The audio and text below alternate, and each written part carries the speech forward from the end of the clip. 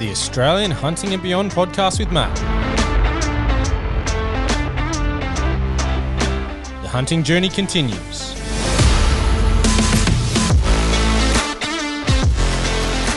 Let's get into it.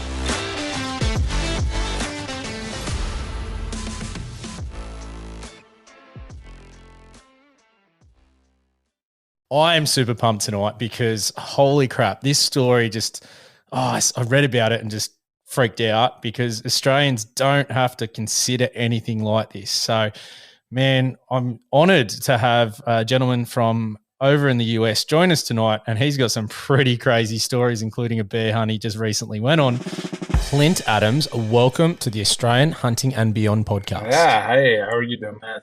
I'm glad to be here. Thanks for having me. Mate, our pleasure. Look, let's get into it. Sure. I've been waiting. We've been talking for a while, and I've been waiting to hear this story, and it's epic. So, sure. For our listeners, this is insane. You know, I sit there and go, compared to Americans, when we hunt out here, the biggest sort of thing you got to worry about, in my opinion, is snakes. And we got a lot of venomous snakes. But realistically, if you're walking slow and you're looking where you're putting your feet and you're wearing gaiters and things like that, they're not overly – you don't need to worry about them that much. And you guys got rattlesnakes and stuff over there as well.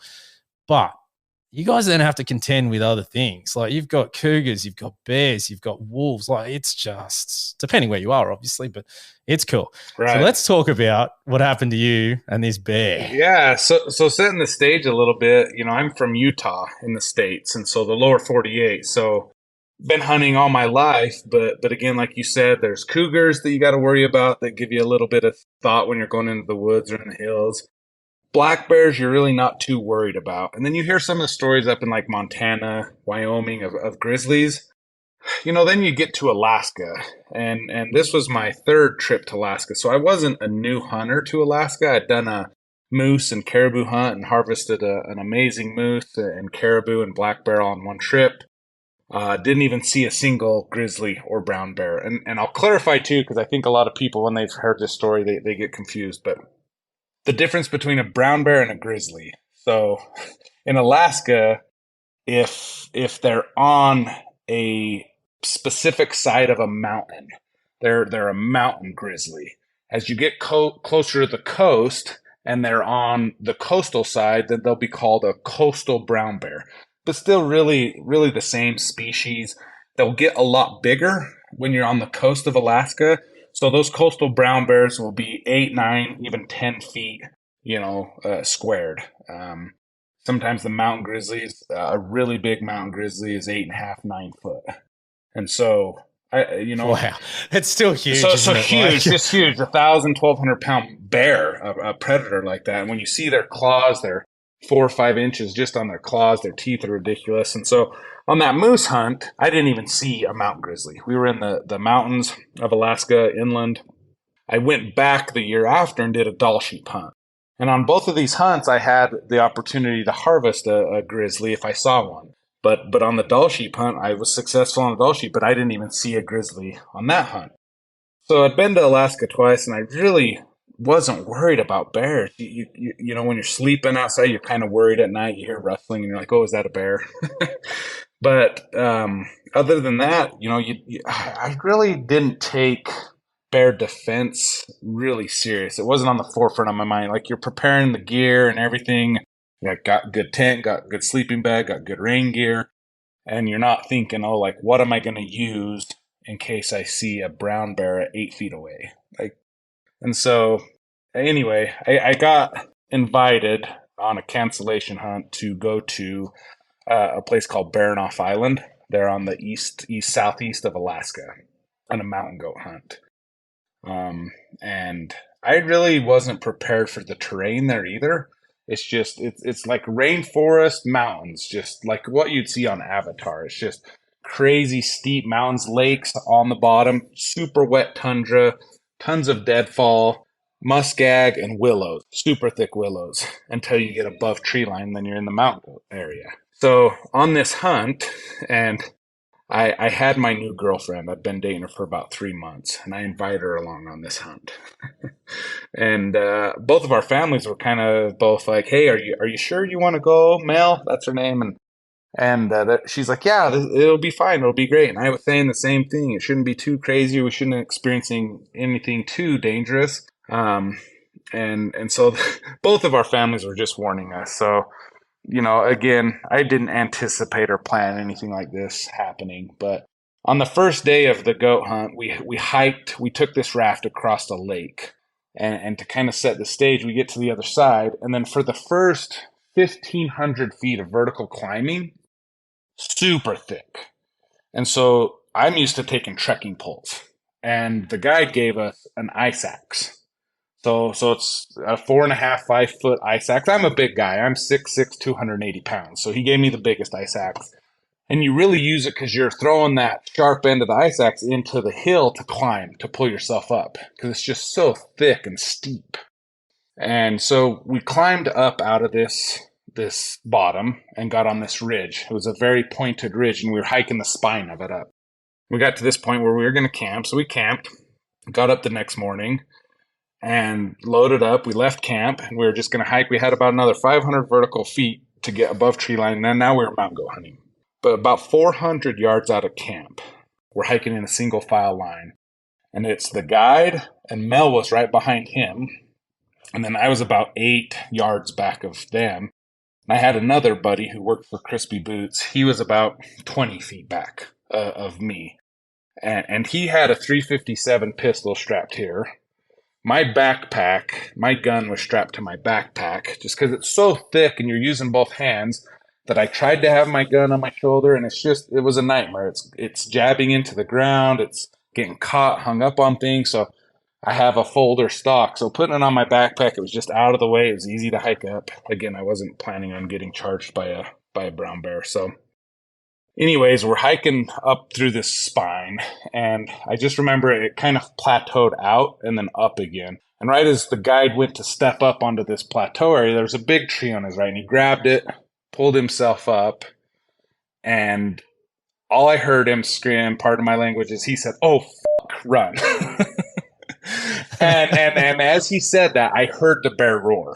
And so I couldn't see it, but I knew exactly what was happening. My first thought was, oh, that's a sow with cubs.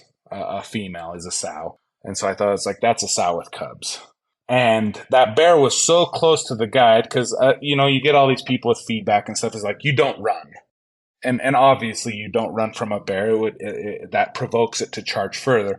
But when it's literally 8 feet away from you, it stood up on its hind legs, looked at him, pinned its ears back like an aggressive dog. You can tell when a dog's going to attack and when it's not. Yeah, the whole demeanor and body language. The whole demeanor, everything. So it pinned its ears back, came down, and it was coming. And he had 8 feet. So he had his rifle. A lot of those guides wear those Barney Sport Chalet Frontier Gear backpacks. They're amazing.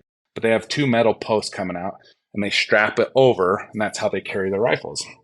Round in the chamber on safety. But that bear was so close that he had no time to get that gun off. And he knew that my gun was to my backpack. My buddy had a 357. That's all we had. And so his instinct was to try to buy some time. So when he said run, that was basically create space and retreat so we could get out of the thick stuff and see what we were dealing with. So my girlfriend Mel turns and she runs by me, and I don't recall what happened to her in the moment. And the guide comes creating space, and he comes right by me and tries to go down the hill to where it's a little more clear. And I'm like, well, I'm a big guy. I'm the biggest guy here. I have the best chance to survive an attack. I'm going to get messed up, but hopefully I don't die. And I was just thinking of my girlfriend there and like the conversations we'd had with our families. And I'm like, oh, I can't believe this is happening. It's like, are you serious? They'd warned us. They were asking these questions. And I'm like, I can't let her get hurt. Like, if I get attacked and hurt, fine. But I can't have her get hurt. And so I'm sitting there and I kind of prepare myself. I have my ice axe in my hand. And the bear comes out of the willows. And I see it. And I was looking right in its eyes. And it was only a second or two, but it seemed like time stood still. And I was looking in its eyes, and I see that it is locked on to the guide. The guide was wearing all gray, his rain suit, and that bear was locked on it. And I recall thinking, like, when predators are attacking, they get tunnel vision on their prey. And so that all hit me all at once, and I was like, that bear's not going to get me. He's going after the guide. So as I'm standing there, I don't even think that bear saw me or knew I was there. And so as it's running literally a foot by me, my instinct was like, well, you got an ice axe in your hand. Give it all you got. And so I swung as hard as I could and tried to hit it right in the head to try to kill it. So I hit it in the head. I felt the ice axe go all the way in to the bear, like hit the handle to where it stopped, and the ice axe get ripped out of my hands. I'm still looking up the way we were going because I was expecting to see some cubs. So when I didn't see cubs coming down, I turn and look back just in time to see that bear hit the guide right in the back. It just hits him and runs him over, and they go tumbling down the hill. So hold on. Oh yeah. So you've hit the bear with your ice pick in the head. Correct. And that hasn't slowed it down. It's just kept motoring after the guide and still got him. So yeah. Let me finish, and then we can go back and break down the whole story. We can go and break down every detail if you want to ask questions. Yeah. So runs over the guide, and you see the guide head over hills, kind of tumbling down. The bear goes on past him like another 10 yards. So I turn around just to see that. And then I see the ice axe hanging out of the bear's head. And the bear's kind of shaking its head. And the guide is scrambling. So the gun's still on his shoulder, half off his shoulder. So he's scrambling to get that gun off of his shoulder and making a lot of noise. At that point, the bear locks back onto the guide, see his movement. Because the bear kind of looked up at me and then looked down at the guide who was scrambling to get his rifle. And he charges again at the guide. And as the bear's about a foot away, he rears up on his haunches to attack him, to maul him. And I was just sitting up there thinking, like, I'm going to witness this guy die, is what was going through my mind. And right as that bear is coming bearing down on him, he gets a shot off straight up in the air. So he has his rifle. He's on his back with his backpack, kind of half sitting up, and his gun up like this. And he gets a shot off just straight up in the air. And he had a big 375 Shy-Tech rifle with a big muzzle brake on it. And so that blast of that rifle hit that bear right in the face. And I saw its fur and everything kind of willow back. And so the bear retreats back 10 yards to where he originally was when he was shaking his head with the ice axe.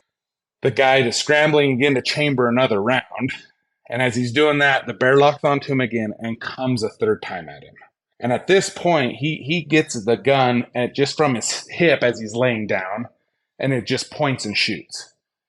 And he hit the ground. He thought he hit him. I saw dirt fly up. So he hit the ground right in front of the bear, and then the bear retreated again. And at that point, my girlfriend Mel had stood up, and on that charge, my buddy had pulled out his 357 and had fired 4 rounds, kind of threw some scrub oak at the bear with his 357. So a combination of those 2 shots, the pistol shots, and then Mel stood up right next to me. So we're all screaming and yelling and making a big fuss. The bear started to circle and come back uphill. And the whole time we're watching it and just making noise. And he got about 40 yards away, and he's dead even on the hill with me at this time. And he starts bluff charging. So 3 steps towards us, 3 steps back. 3 steps towards us, 3 steps back. We're creating a fuss and big fuss. And I'd heard from some other Alaskan hunters that if you're in a group of 3, grizzlies will rarely attack just because they're outnumbered and there's a lot more people. So at that point, there was 3 of us standing right there making a ton of noise. So at that point, the bear decided he was done, and he takes off up the hill. And as he turns to run up the hill, the ice axe falls out of his head. So at that point, I rip off my backpack and get my gun. So now I have my gun, round in the chamber, off safety, zoom all the way down to lowest power. So now I'm ready for close quarters encounters. The guide reloads. He has 3 shots, so he has 1 left, but he throws 2 more shells in his gun. My buddy Matt is reloading his 357. And so at that point, I walk up, I get the ice axe, and then we retreat back down the hill about 100 yards where there was a clearing. And we went right out to the middle of the clearing, and we all got back to back, and we just sat for about 20, 30 minutes. Stood. We weren't sitting, but we were standing, just on high alert. because you hear a lot of these stories and whatnot, and those bears will circle back downwind and come again. So we were just worried he was going to attack again. So after about 20, 30 minutes, we kind of chilled out. We were talking. We were just getting our adrenaline back in check. And yeah, so at that point, the attack was over. And so, yeah, that was the experience. So if you want to go back and ask questions throughout the whole experience, we can go into more detail around it. I've got so many. Like, it is just an unbelievable story, because I just sit there and, as I said before, we Australians don't, unless you're going overseas, we don't have to contend with anything like that. The worst thing probably similar would probably be maybe a wild dog, or, whatever you're chasing, being deer or whatever, sure, actually sort of coming at you. So I'm just trying to imagine this, that even though you've jammed this ice axe into its head, did it slow it down, or did it even stop to sort of like that it was bothering it? Because obviously you said it just kept going after the guide. Did it not just even care, didn't even know it was there, and it was just so focused? So I had a really good 2-hour conversation with 3 professional hunters that live in Alaska and make a living hunting in Alaska. And they had some really good and insightful thoughts around this. Because at the time, I didn't really think it did. But when those grizzlies are chasing, say, a goat or a deer, they're going 30, 40 miles an hour. And they will stop on a dime once they catch that deer. And so for that bear to hit the guy, not stop on him, it's my opinion and of theirs that with that ice axe hitting him in the head and kind of probably, you'd imagine it dipped his head a little bit, that it would disoriented him enough and distracted him enough to where he didn't stop right on that guide and maul him. That he hit him and ran through him and down the hill and then turned around. So it's kind of my opinion and thought on it is that ice axe definitely, affected that bear to the point where, it disoriented him or stopped him enough that where he didn't just stop on the guide and maul him, he ran through it. Yeah, just enough to save that guide's life. How big was it, the bear, like itself? So we think he was about an 8-foot grizzly. So when you measure him, like after you skin him and stuff, so from tip of the nose to tip of the tail, we think he was about an 8-foot boar, male grizzly bear. Yep. Yeah, that's crazy. So not a giant, but a really good, strong, powerful bear. What weight would you have put it at? Oh man, probably 600 to 800 pounds. Yeah, that's a monster, isn't it? Like when you're just thinking, the average bloke, and you guys are running pounds over there, we run the metric and sort of kilos over here, but your average adult male is sort of around the 100 kilo mark, a little less, a little higher, whatever it is. But when you then put it into that sort of, you're talking 400 plus kilos. Yeah. I was going to say about 400 to 500 kilos. Mm-hmm. Yeah, it's a big ass bear, and even just steamrolling. So when he hit the guide, did that do any damage? Because that's that's like a truck. Sorry, like a car hitting you. It totally was. And he has those big backpacks. And I've read a ton of stories about grizzly and bear attacks, and what ends up saving a lot of people's lives, they get hurt when they get mauled. But those backpacks on your back, they really do protect your ribs and lungs and everything like that. Because a lot of times those bears will get on you and they'll pounce. They'll like put all their weight and try to like break your ribs or something like that. And then they always go for your head and arms. And so people will cover up and they'll bite your arms and break your arm. And then they'll get a claw or something in your face. And we talk about it's kind of gruesome, but they'll pill your face.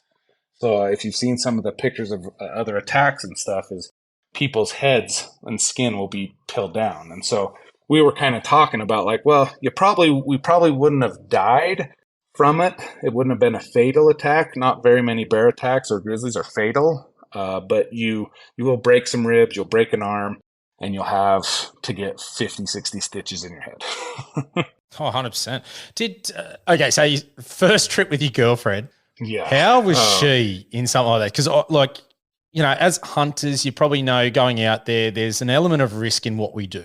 But for someone that's tagging along and, sort of first trip, especially with all this, and it was funny how you were accounting that one of your thoughts were straight away to, the family said about all these It was. dangers. I just felt immediate shame. I felt so much Yeah. shame and get like, oh, you were right. Everybody had said this and warned about this and it's happening. I can't, like, you just feel stupid. This one in a million thing, and it just happens to happen on the first trip. How was she? First trip, second day, first day of really hunting. And she's new to it. She's never hunted. So we got her all the gear and she was so excited. And she was such a trooper hiking. She was a badass. Just up the hill, just right on our hills, carrying her backpack. She was awesome. And so for that to happen, I kept telling her, I'm like, honey, you could hunt 5 lifetimes and never have this happen to you. Just so you know. And, there's no convincing her otherwise. It's like, no, that was my first time. Like, there's no convincing me that that's a once in a million experience. And she was pretty, understandably, she was really shaken up. I was really nervous that she was going to go into shock. And so when we got down to that clearing and we're circled, I just kept trying to get her to talk. She wouldn't talk. And the reason is she wanted to be aware so she could hear the bear. And like, I wasn't so worried about hearing the bear again. We could see, but I just wanted to get her to talk to take her out of that shock factor. And so that was the biggest thing I was worried about after it was, let's not, go in, like, freeze up or tense up or just shut down from the shock of it, because it was very real concern.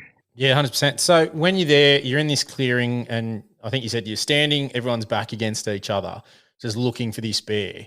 30 minutes, what's the feeling? Is it like, is this thing out there? Is it stalking us? Is it it's gone and we're good to go back to camp? And I'm presuming that the sheep hunt's gone, like, stopped for the day after that encounter. Well, see, and it's funny. So this was the only way up the mountain after the mountain goats. And so the bear had ran off on the direction we needed to go. And so we get out our binos and we're kind of looking up in the cliffs, trying to find mountain goats and decide what to do. And as we look up there, about a mile away, up above tree line in the tundra, was just an absolute giant of a bear, a different bear. I think there was 4.5 feet from his belly to the ground. He felt like, looking at him, he dwarfed the one that attacked us. And so we see that and we're like, good hell, we got one that we don't know. It's wounded. It has an ice axe. The guy thinks he had hit it with the 375. So we're talking about, like, do we go and try to find the bear? Do we go into the thick after it? That's probably not the smartest thing. We got away without a scratch. So why would we do that? I don't even care if it's alive or dead, really. Like, I'm lucky and blessed. So we're like, do we go up and keep on the hunt, or do we go down and wait and kill 2 days of a 5-day hunt? Because at that point, it was like, if we come down, and the weather, it rains over 200 inches there. And so, you're blessed to have a lucky or a clear day. So we're like, if we go down, pretty much the hunt's going to be over. And so, but yeah, we made the call. We're like, well, let's go back to camp. So it was only 300 yards back down the hill to camp. So we went back to camp, made a sandwich, got some food and water in us, packed up camp, and then made the 1,400-foot descent back to the raft. And we were back in Sitka at a bar having beers that night. Look, I don't doubt it. I just, like, as I said at the start, this is a crazy story, but I can't imagine what you were going through even that night. Like, man, I can't sleep some nights when I've got just going out for a hunt the next morning, and having something like that, man, just, you'd need a few beers just to sort of tranquilize yourself. Well, it's funny, there was a cruise that was out, in the ocean, and the word of the story had already hit that cruise ship. And Sitka's not a very big city anyways, 2,000-3,000 people. And so when we walk into the bar, Mel goes up to order a beer and mentions the attack to somebody, and they're like, that was you? We heard about that. And so word had just spread through like wildfire throughout the town. But people have asked me a lot, like, oh, I bet did you have to change your underwear? Was it so, like, adrenaline? Were you so scared and stuff? And it honestly happened so fast. From the time the guide said run to when it was over, it was probably 15, 16, 17 seconds, somewhere in there. All that happened within under 20 seconds. And from the time that I knew there was a bear to when I hit it with the ice axe was probably 3 or 4 seconds. And so I didn't have time to even be scared or have that. It was just like, oh, there's a bear. Oh, there is ice axe in it. And then that all happened. And it's like, you don't have time to think and process. And it was just like instincts kicked in and it was fight or flight. It's like, you're just going to react how you're going to react. There's no thinking through what you're going to do. Now, my wife worked over in the US for a couple of months and we came over and did a bit of traveling and whatnot. And I remember reading about like the bear spray and hearing an encounter like this. I can't fathom how a little bit of capsicum spray or pepper spray would actually slow it down in the moment and how accurate you'd have to be to hit the eyes or face. As you said, you had 4 seconds to unlatch, pull it out, aim, shoot. That's a lot to do. It's just such an interesting thing for me to say, wow, So obviously you post something like this on social media and you're going to get all the keyboard warriors and everybody that's never been in a situation like that but think they're experts. So when I posted it, obviously you get a lot of people that you never have your gun on your backpack. That's why you have to shoot bear spray. It's not bear spray, it's a pistol, and you should have, a 45 Magnum or something, 44 Magnum on your chest. And after going through it, I remember when we were sitting in the meadow, we were talking about, man, what would we have had that would make the biggest difference? I'm going to come back to that because these 300 professional hunters I was talking to, they informed me and said 25% of bear attacks end in somebody getting shot. And so if I would have had a pistol with 10, 19 rounds, because I was thinking, I'd like a 10 millimeter Glock with 19 rounds. Give me the most ammo I can. And I hear that coming, and I pull that out of my bino harness. I don't know where my girlfriend is. I really didn't know where she was. Yeah. I know the guy ran past me. I don't know where my buddy is. And so I just start in the heat of that moment and that panic and that adrenaline. I just start blasting. Boom, boom, boom, boom, boom. I hit my girlfriend. I hit the guide. I hit my buddy. What's worse? Getting mauled by a bear and having a broken arm or getting shot? Yeah. And so I'm glad I didn't have a pistol on me because honestly, a bear that when it's committed to charging that's that close, I'm going to have to hit it perfect in the head to even deter it and stop it. I'm hitting it in an ice axe with an 8-inch dagger on the end of it, right in the head, penetrating right behind its ear and skull there. I don't know. Anything could happen, but I'm glad I didn't have a gun. Now, it's a completely different scenario if you see a bear and it's 30 or 40 yards away and it's bluff charging and you have distance and you can see it. It's a completely different scenario. And in that scenario, I'd like to have a pistol on me and you can fire some warning shots and hopefully scare it off.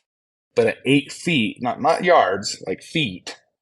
So coming out of that, I said, you know what I would have actually liked to have? Like if I could have had one item with me, I would have chosen a foghorn. So, and come to find out, a lot of guys that work on that island, on pipelines and stuff, they will actually carry foghorns. Not only to scare bears off. And I saw that 357, 2 big shots with the break. I think it was the noise more so than the bullet, right, that scared that bear off. And plus the air hitting it. So if I had a foghorn here and that bear's running and I just blast it right in the face with that foghorn, I'm curious what that bear's going to do. I think it would react similar to if it was like a big break with a gun going off, like, oh, that's scary. So that's what I would pick. Yeah. Well, what did the guide say? I cannot imagine him climbing up and just being face to face with this massive bear. He was so cool, calm, and collected.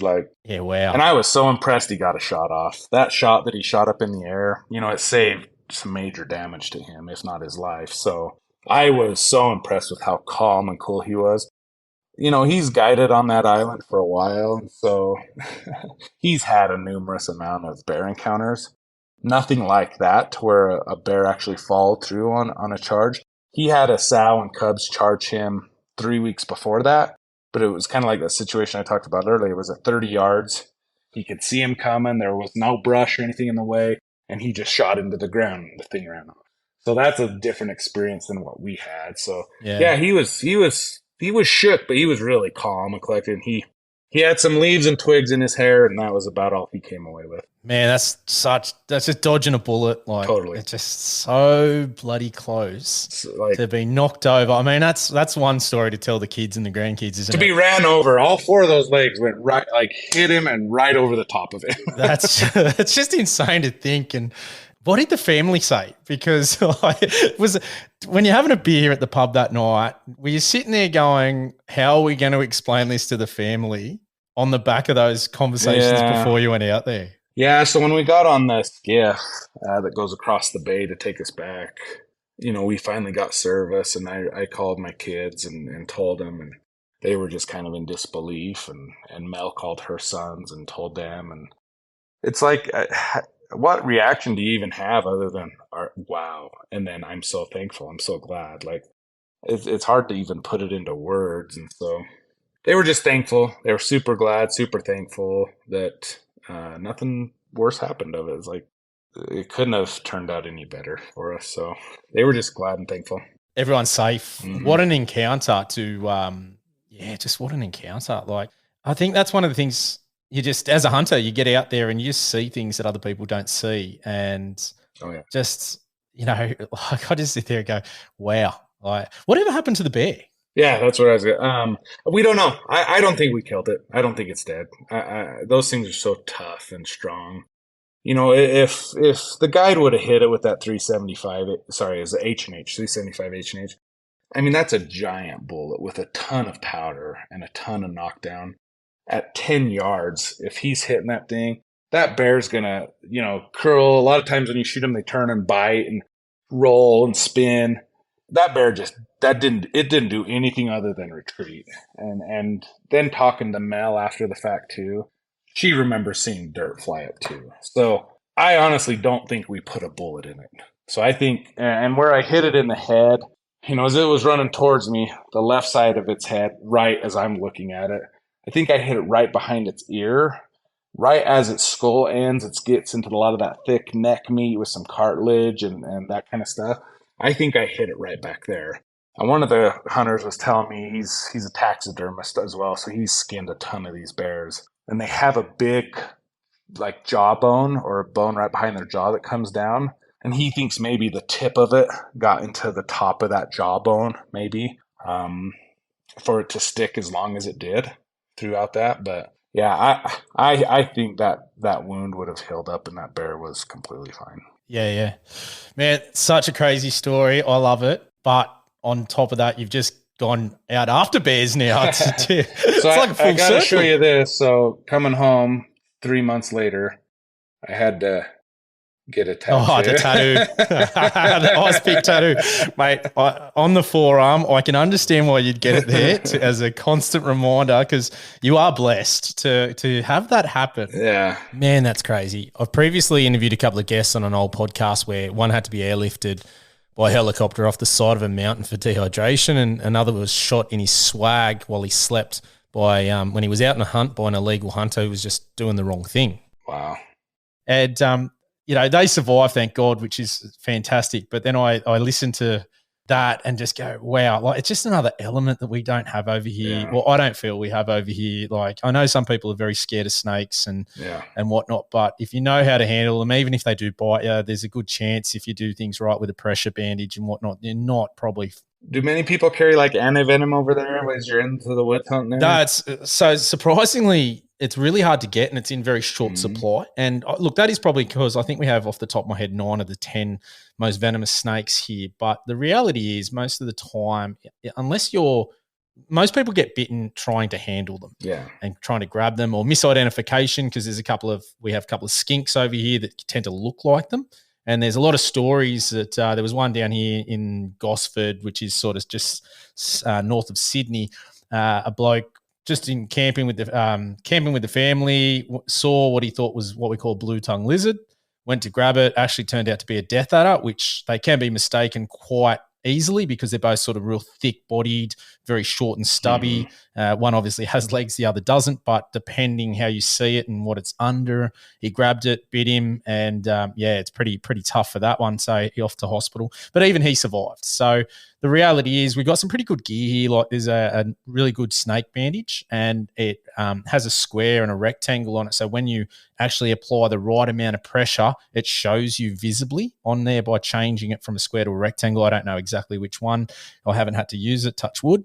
But the reality is when as I said, snakes don't attack you. Like they're not like what we've just talked about. You're not climbing over something, seeing something at 8 foot, Like if you see one and you're like, I'm not going to touch it or handle it, you go the other direction. Or even standing still. The amount of times, on my recent hunt down in the Snowy Mountains, I stepped on, it's probably not even 30 centimeters off a red-bellied black snake.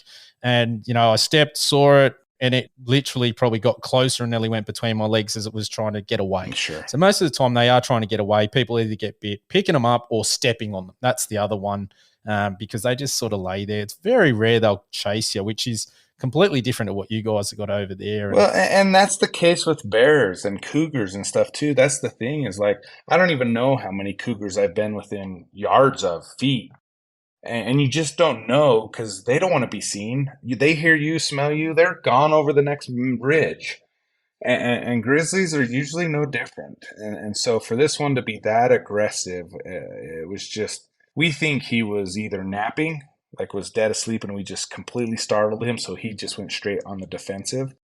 Or he might have had a deer, a sitka black-tailed deer kill right there. Yep.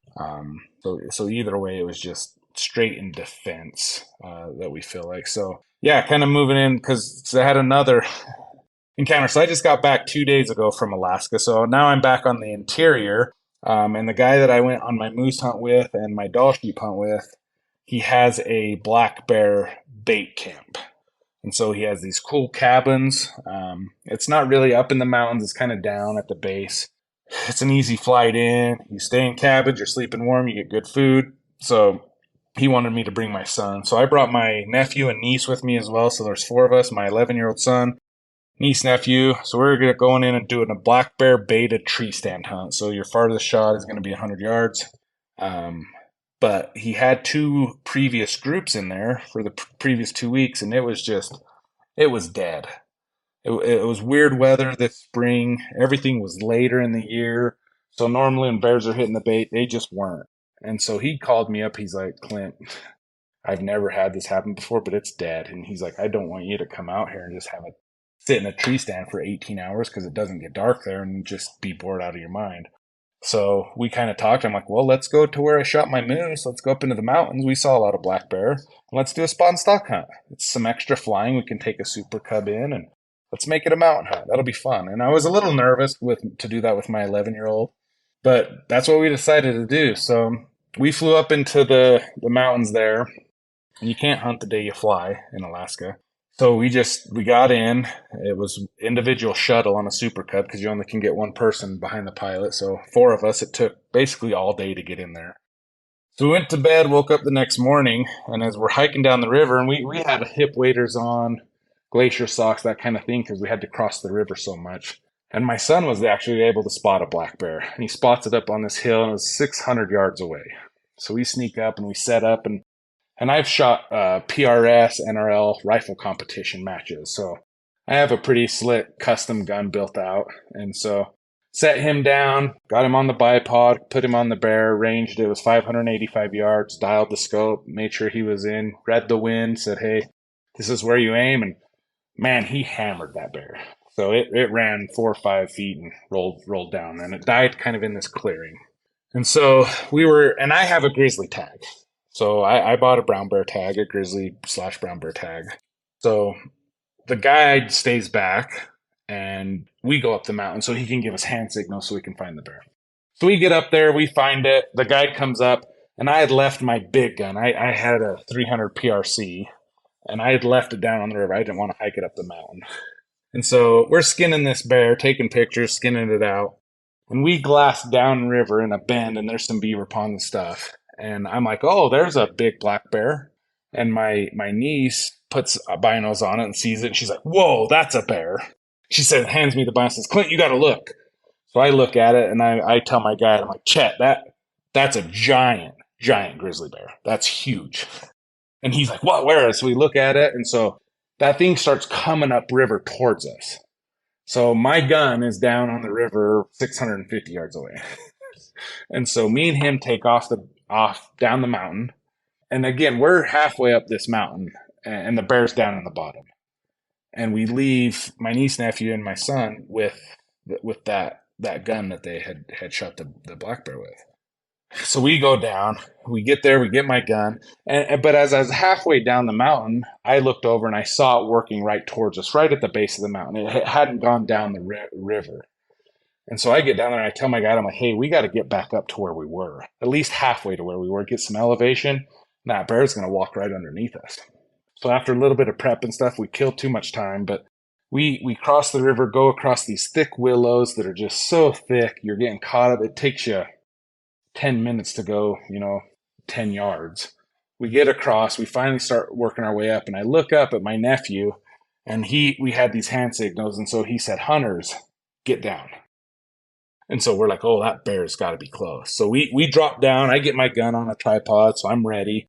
And there's a little roll in the hill that we can't see very far. We can only see about 50 yards.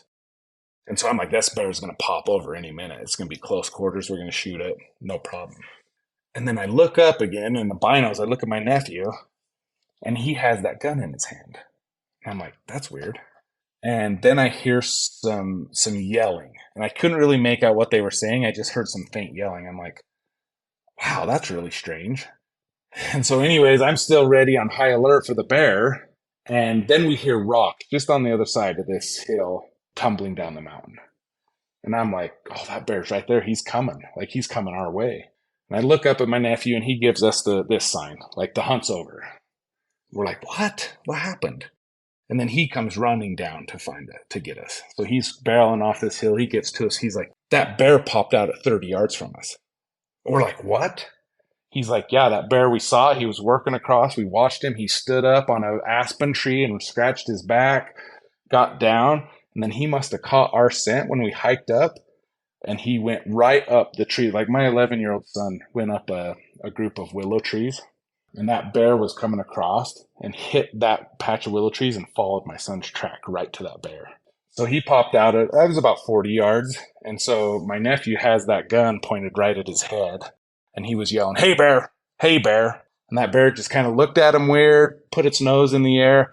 When it caught a whiff of him, that thing just took off. So those rocks we heard was him barreling off that mountain.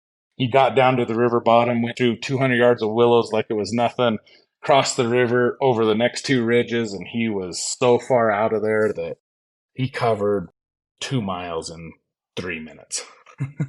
Yeah, wow. And so that happened. I'm just like, are you kidding me? Like that would happen on the next bear hunt.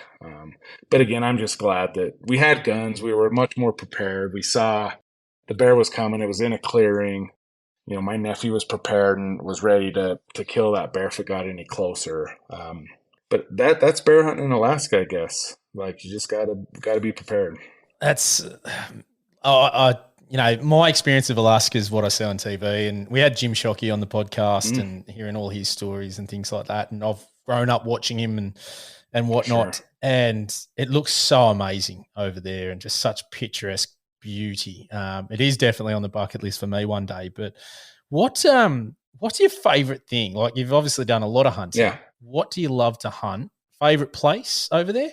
Yeah, I would definitely say Alaska. So, I mean, I've gone to Mexico. I did a desert sheep hunt. That was awesome, amazing. So I've hunted Colorado, Wyoming, a lot of the Midwest, Kansas, Nebraska and stuff, whitetail. I've done all that, done the tree stand hunting. But something about Alaska and how remote and just big. The country is just so big and endless. Like, everybody that I've gone there with, and I had the same reaction, is like, this is the last frontier. It's just so vast and big. And when you look down and you're flying in an airplane, you're like, oh, that you can move. the shrub and the grass is as tall as my chest. The willows are 10 feet tall. And so to think that you're just going to go tromping across the tundra there, it just doesn't happen. Kind of the rule of thumb is it's an hour to go a mile in that country. And so I loved my Dall sheep hunt. It was a test of mental fortitude, of your physical fitness. People will either, the saying is, after one day of sheep hunting, you'll either be an addict or you'll never do it again. And I've seen that, and being with this guy and being around him, he's guided a lot of sheep. And I've had him in camp with me where they do one day and they say, hey, get on the sat phone, get a plane. I'm out of here. I don't want to do this anymore. Because it's tough. You get blisters, you're hungry, you're carrying 60-pound packs straight up and down hills that are unforgiving. And so you got to love it. And then you're paying a lot of money to be there as a non-resident. And so, but I would definitely say, yeah, that Alaskan Dall sheep hunt was just such an experience. And the weather and the fog. I mean, there's guys that have spent a lot of money and in a 10-day hunt, spent all of it in a tent because it's rainy and foggy. And I almost had that. I got real lucky. I spent 6 of my 10 days in a tent because I couldn't see 5 feet. There are spots in the world still that are just so remote, and it is just as pure as it probably can get there, being out in nature and in the wilderness. So it sounds, mate, absolutely amazing. But man, what a story! Yeah. So I did the next day though. It was funny because we were just in camp. It was 11:30. We'd done our morning hunt. We came back. We are kind of just, those bears move all day long. So we were just in camp, kind of re-gearing, grabbing some lunch, and the guide was sitting there. We're all talking, and he puts up his binoculars. He's like, "There's a brown bear," and it's 450 yards from camp. So I get my gun and I drop right in between the tents, and he made sure there was no cubs with it. And 450 yards, just poof, right from the side of the hill, and that's where I got my mountain grizzly. And you filled your tag. I filled my tag the next day, and it was a good, almost an 8-foot sow grizzly. So just even that bear, you get up to them and you see their paws and their teeth and their head, and then when you skin it out and you see their forearms and their biceps and their shoulders and how muscular they are, it just blows your mind. How what do you do with the meat? So we took it. We ground it up. The black bear meat's really good. Grizzly, if the spring bears, they eat a lot of grass and that kind of stuff. So they're actually pretty good meat. When they get into the fall and they're eating dead, rotten fish or animals and stuff like that. The bear I shot 2 years ago in Alaska, it had been eating blackberries. So as we were processing that, its blood was almost purple. Yeah, wow. And so that was delicious. We cubed that up and had it in with some rice and beans that night in camp, and it was amazing. But there's a couple great processors there in Anchorage that make a lot of breakfast sausage. So they do Italian sausage, chorizo. So most of the people will process bear meat and put it into sausage. You can put it in, spaghetti, lasagna, that kind of stuff. And eat all of it. Yeah, nice. Yeah, eat all of it. So there's a few people that'll do roasts and steaks, but again, you got to cook it to well done. And so because there's trichinosis or something, isn't there, over there with it? Yeah, it can be. So you just got to cook it till it's well done. I think 100 and I don't even want to quote, but so cook it till it's well done, and then you can eat it. But again, if you're a hunter, you probably don't like well done steak. 100%. What's next? Yeah. How do you top those things? Is there a stage there where you sit there and go, how does that get better? How does that experience, what's going to happen next? Does it keep driving you? Well, so I want to get my Grand Slam sheep. So I have my desert and I have my Dall. So this August, I'm going to go up to British Columbia and go after a stone sheep. So I got that hunt coming up, and I'm really excited for that. I think stone sheep is kind of the pinnacle of North American sheep hunting, if you ask me. And so I'm really excited on that one, and I'll combo it up with a mountain goat and hopefully get my mountain goat. And then have to get a Rocky.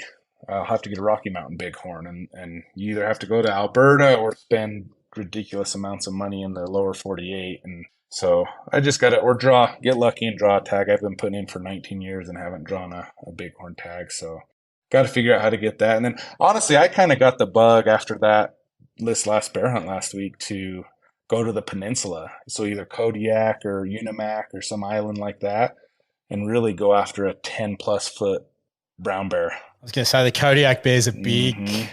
So after seeing that bear down there, and we guessed he was a little over 9 feet. Like we went and looked at his tracks in the sand and stuff, and I was just like, holy cow. And so that got the blood pumping. I'd love to go down there on Kodiak where you can see multiple bears and just big old tank of bears. Like I didn't think I would like it that much, but that might be in the next couple of years. I'll have to go do a peninsula brown bear hunt. Very nice, mate. Look, that's geez. I'm envious on such a great story. I don't know if I'd like to be in the situation.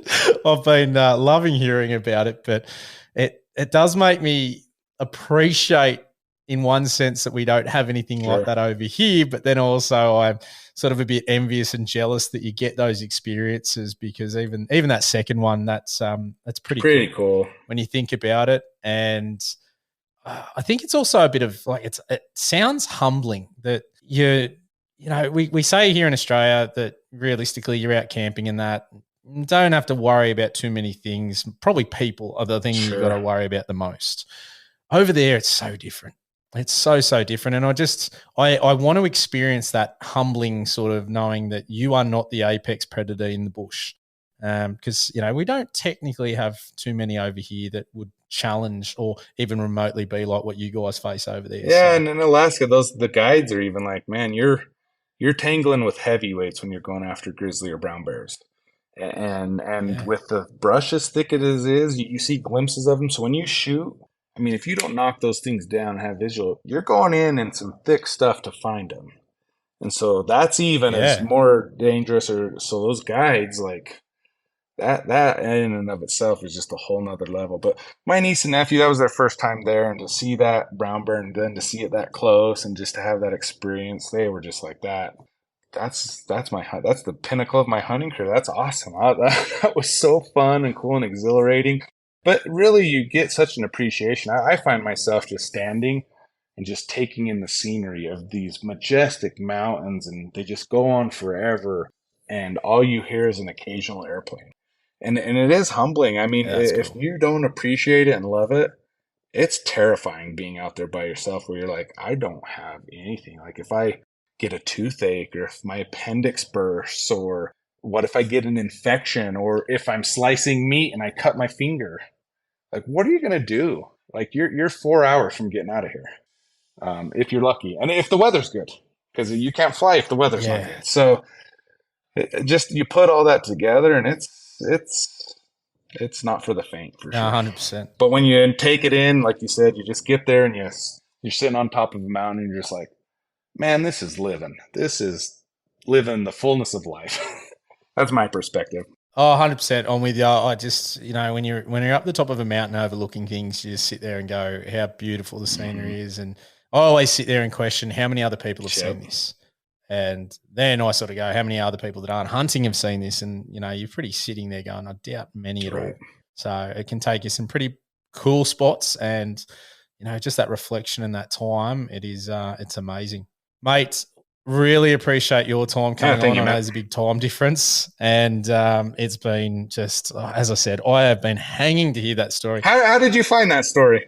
Where did you run across it? I saw it on, I think it was, could have been, don't quote me exactly. I think it could have been Field and Game. Okay. I remember reading the article and I just went, oh my God, like I need to talk to this. I want to know more. Like, I love reading, and I love, there's only so much you get from that sort of, that article, those words on the page. Yeah. And it just captured my imagination, and I was like, I really want to hear this from the horse's mouth, not calling you a horse, but that's the saying. And, just to hear it and hear the experience and the emotions and how it happens so quick. And it's something that, it's a once in a lifetime thing. 1 in a million would be probably understating the odds. When I posted it on Facebook, I just posted a couple pictures of me holding the bloody axe. And then I have friends in the shooting community, the precision rifle community, and they have one of their buddies is the editor of Outdoor Life. And so then they called me, and we did an article on Outdoor Life And I've kept in touch with them a little bit, but they say it's the most viewed story on their website in history. Oh, So 100%. cool. It just captures your imagination. And I think it was Outdoor Life that I saw it, because it just captures your imagination, even if you're not. Like, we are an Australian hunting podcast, and as I said, we don't deal with that sort of stuff, but it captured my just imagination straight away, and it was something I need to hear about this story. And just to hear the different experiences out there and what other hunters in different parts of the world go through, as opposed to what we see here. Right. So I think it's always a good one that makes me, I'm really interested in that stuff. And I know the listeners will be too. I'm glad, and I like sharing that stuff. A lot of people won't share on social media because they're like, the blowback or the criticism or whatever. And, I'm comfortable enough with myself. I want to share it, and I want to hopefully educate, and it's a lot of good discussion, so that when more people go into the woods, they're a little bit more prepared, do their research better than I did for what that. The one thing too that those professional hunters mentioned is Sitka is 1,000 square miles. There are 1,100 brown bear on Sitka, so one bear per every square mile.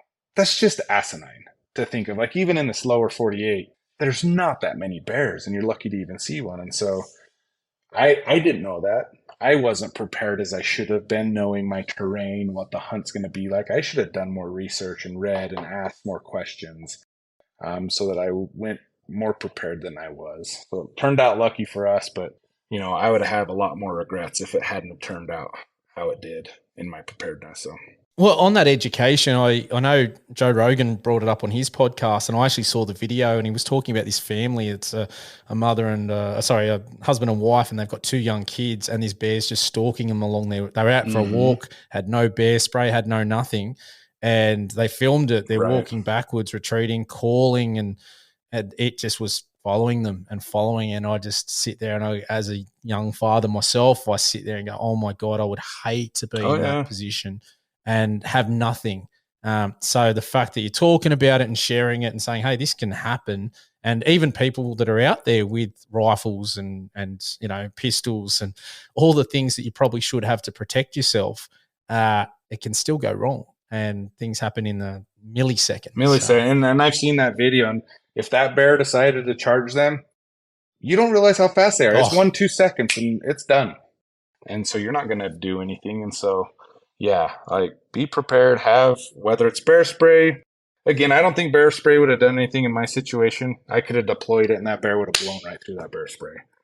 And a lot of times people deploy bear spray and the wind of it brings it right back in their face, and now they're disabled and their vision's not as good. So, like, I'm a proponent of bear spray. I don't want to act like I'm not. But again, whether it's bear spray, a foghorn, a pistol, a rifle, whatever it is, just make sure in an instant you're prepared for worst case scenario. You'll never be bummed that you didn't have if you have something when you need it. You'll be real bummed if you didn't have it when you need it. Yeah, I always talk about complacency is a killer, and if you get complacent, that's when things can start to go wrong. So, mate, what a fantastic story. Glad you and everybody else survived and came out very unscathed from it. Yeah. So we've mate, yeah, really appreciate your time, and thanks for coming on the podcast.